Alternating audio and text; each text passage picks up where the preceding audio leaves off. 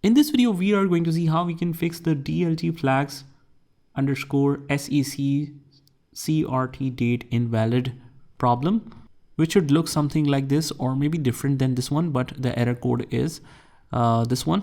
Here is how you can easily solve that. So guys, just remember that most of the time the problems are with the date or with the system update.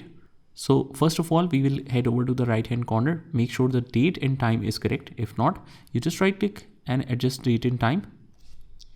And make sure if these are toggled off like this, you just toggle this on, and then just notice that if your time and date is now accurate or not.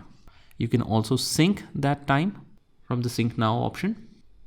Also, if you have a different time region selected, you must adjust that region according to your country.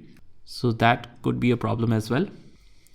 So after that, you just close out of here, you close the error and you close the browser as well, and you relaunch the browser, try to access the website, and the problem should be resolved.